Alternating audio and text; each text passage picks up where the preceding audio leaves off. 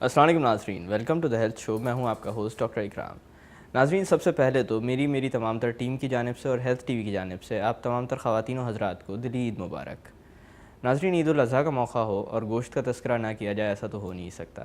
اسی لیے آج ہم بات کریں گے دل کی صحت کے متعلق، کیونکہ دیکھا یہ گیا ہے کہ گوشت کے کافی اثرات دل کے اوپر مرتب ہوتے ہیں. آج کے اس موضوع پر بات کرنے کے لیے بطور مہمان ہمارے ساتھ موجود ہیں انڈس ہاسپٹل میں پروفیسر ڈاکٹر عبدالباری، جو کہ انڈس ہاسپٹل کے CEO بھی ہیں. اس کے علاوہ ایز اے کارڈیک سرجن یہاں پر اپنی خدمات سر انجام دے رہے ہیں، اور ان کا تعلق ڈاؤ یونیورسٹی آف ہیلتھ سائنسز سے بھی ہے. آئیے ان سے جانتے ہیں کہ دل کی صحت کو کس طرح برقرار رکھا جائے. السلام علیکم ڈاکٹر صاحب. وعلیکم السلام. پہلے تو آپ کو بھی عید مبارک. خیر مبارک. اور تمام لوگوں کو عید کی مبارک. بہت بہت شکریہ. اچھا ڈاکٹر صاحب، جیسے کہ آج کے موضوع کا تذکرہ کیا ہم نے، پہلے تو میں آپ سے یہ پوچھنا چاہوں گا کہ ڈاکٹروں کی عید کیسی ہوتی ہے؟ سرجن کی بہت اچھی ہوتی ہے، کیونکہ قصائی ہاتھ کٹا کے بہت آتے ہیں. ویسے جنرلی ڈاکٹروں کی کچھ بہتر ہوتی ہے، لیکن یہ ہے کہ پریشر بہت ہوتا ہے، کیونکہ ہسپتالوں میں ایمرجنسی میں یہ تو ایک مذاق ہوتا ہے کہ جی دل کا معاملہ ہو تو دل کے معاملے، اور اس کے علاوہ پیٹ کی بیماریاں، ڈائریا وغیرہ بہت آتا ہے، کیونکہ لوگ سمجھتے ہیں کہ آج کے بعد گوشت نہیں ملے گا. جس طریقے سے کھاتے ہیں تو ان کو احساس یہ ہوتا ہے کہ جی آج کے بعد گوشت نہیں ملے گا. اچھا ڈاکٹر صاحب، زندگی میں اعتدال بہت ضروری ہے، اور میرے خیال سے عید ہمیں شاید یہ بھی باور کراتی ہے کہ سال میں ایک آدھ دفعہ اعتدال کا خیال نہ رکھا جائے تو پھر بھی ٹھیک ہے. لیکن بحیثیت قوم گوشت ہماری مرغوب ترین غذا ہے. اب جو لوگ استطاعت رکھتے ہیں وہ تو ویسے ہی زیادہ گوشت کھاتے ہیں، اور عید کے موقع پر اور بھی زیادہ گوشت کا استعمال بڑھ جاتا ہے. گوشت دیکھا جائے تو صحت کا باعث بھی ہے، لیکن جب اعتدال سے باہر ہو جاتا ہے تو انسان کے لیے نقصان کا باعث بھی بنتا ہے. کس قسم کے نقصانات اس کے ساتھ وابستہ ہیں؟ دیکھیں، اصل میں گوشت بحیثیت گوشت اتنا نہیں ہے، لیکن اس میں جو کولیسٹرول کا ایلیمنٹ ہے وہ جو ہے خاص طور پر اس کا امپیکٹ بہت زیادہ آتا ہے، اور خاص طور پر دل کی شریانوں کے اوپر. اور وہ جو کولیسٹرول جم جاتا ہے رگوں کے اندر، جس کی وجہ سے ہارٹ اٹیکس، اور صرف ہارٹ اٹیک نہیں، جسم کی تمام شریانوں میں، اور جو اسٹروک ہے جس میں فالج کا اثر ہوتا ہے وہ بھی بہت زیادہ بڑھ جاتا ہے ان کی وجہ سے. اور جیسے آپ نے کہا کہ اعتدال، اور آپ نے یہ کہا کہ جی جو صاحب استطاعت ہیں، انفارچونیٹلی صاحب استطاعت جو ہے نا پڑھا لکھا بھی ہے، تو وہ اب اتنا نہیں کھاتا. جی، جو مڈل کلاس غریب لوگ ہیں نا، وہ بیچارے ان کو زیادہ پتہ نہیں ہے، اس لیے وہ زیادہ تر پر جو ہے نا، اب یہ بیماری پہلے دل کی بیماری صرف جو ہے نا بڑے لوگوں کی، امیروں کی ہوا کرتی تھی. اب یہ جنرلائزیشن ہے، ہر ایک کو ہوتی ہے، اس میں کوئی سوشل اکنامک طبقاتی کوئی ڈفرینس نہیں ہے. رادر نیچے زیادہ خراب ہے، کیونکہ جس قسم کے جو بھی پروٹیکٹیو آئل وغیرہ ہیں وہ مہنگے ہیں، تو اس لیے پیسے والے اس کو استعمال کر لیتے ہیں. جو غریب طبقہ ہے وہ انفارچونیٹلی ابھی بھی وہ اسی قسم کا گھی استعمال کر رہا ہے. میرے خیال سے ہمارا معاشی بحران بھی ایک وجہ ہے کہ ہم لوگ صحت کو اولین ترجیح نہیں دیتے. آپ بالکل صحیح کہہ رہے ہیں، لیکن بات یہ ہے کہ جو اکنامکس ہے تو ابھی صحت بہت، پیٹ بھرنا اس وقت امپورٹنٹ ہے، اور باقی چیزوں کے بس زیادہ زور ہوتا ہے. لیکن یہ ہے کہ اس لمیٹڈ ریسورسز میں بھی کیا جا سکتا ہے کہ اپنے آپ کو اس طرح ڈسپلن کر دیں کہ آپ اس سے بچ سکیں. اچھا ڈاکٹر صاحب، دل کی بیماریوں کے بارے میں کہا جاتا ہے کہ یہ خود ساختہ بھی ہوتی ہیں، انسان کی اپنی غلطیاں ہوتی ہیں جو کہ اس قسم کے حادثے کی وجہ بنتی ہیں، جو زندگی میں ہم غلطیاں کرتے چلے آ رہے ہوتے ہیں اور بار بار دہرا رہے ہوتے ہیں، یا جن کو عادت بنا لیا جاتا ہے. تو اس مناسبت سے میں ایک اور تبدیلی بھی دیکھ رہا ہوں کہ دل کے امراض کی شرح میں ویسے ہی اضافہ بھی ہوتا جا رہا ہے، اور خاص کر وہ عمر جس میں عموماً یہ امراض سامنے آیا کرتے تھے وہ بھی تبدیل ہو رہی ہے. میرے خیال سے عمر اب کافی کم ہو گئی ہے جس میں دل کے مسائل سامنے آنے لگے ہیں. کوئی خاص وجوہات ہیں اس کی؟ اصل میں دیکھیں، ہم سمجھتے تھے کہ دل کی بیماریاں دیر سے شروع ہوتی ہیں. یہ پروسیس جو ہے یہ بچپن سے شروع ہو جاتا ہے.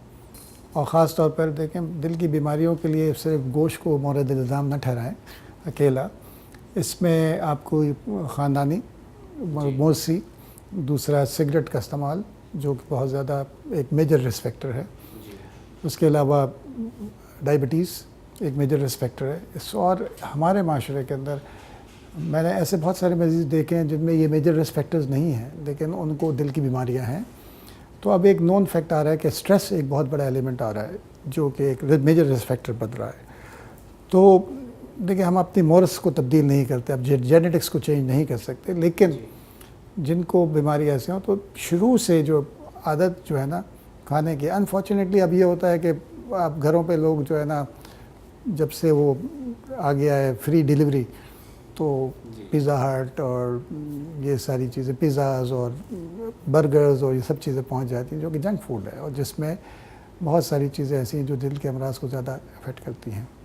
یعنی بچوں کی محبت میں جو ہم لوگوں نے اپنی عادات بگاڑ لی ہیں, اور ان کی فرمائشیں جو ہر دفعہ پوری کر دی جاتی ہیں کہ باہر سے کھانا منگایا جائے, یہ بالکل یہ بہت غلط ہے. اصل میں بات یہ ہے کہ محبت سب کو ہوتی ہے, بچوں سے سب کو محبت, لیکن وہ یہی ہوتا ہے کہ آپ جو محاورہ ہے نا کہ آپ شیر کی آنکھ سے دیکھیں اور اس طرح کریں, تو وہ بہت امپورٹنٹ ہے کہ جی آپ کو, کیونکہ امپیکٹ تو آئے گا اس کے اوپر, تو اس لیے سونے کا نوالا کھلائیں اور شیر کی آنکھ سے دیکھیں. بالکل, لیکن سونے کا نوالا وہ نہیں ہے, برگر نہیں ہے, پیزا نہیں ہے. جی اچھا ڈاکٹر صاحب, فرائی جو کی جاتی ہیں چیزیں, کہتے ہیں اس کے اندر جو آئل ہوتا ہے جو دوبارہ سے استعمال کیا جاتا ہے, یہ بھی زیادہ خطرناک ہو جاتا ہے نارمل آئل کے مقابلے جی میں, کیا واقعی بالکل. ایکچولی اس کی جو کانسٹیٹوئنسی ہے, جو سیچوریٹڈ جو چیزیں ہوتی ہیں وہ بڑھ جاتی ہیں, جس کی وجہ سے آپ کو جو ہے نا جتنا فرائی زیادہ ہوتا رہے گا, اور اتنا کوئی ایسا نہیں ہے کہ ایک فرائی پہ اس کو پھینک دے اور پھر نیا ڈال دے.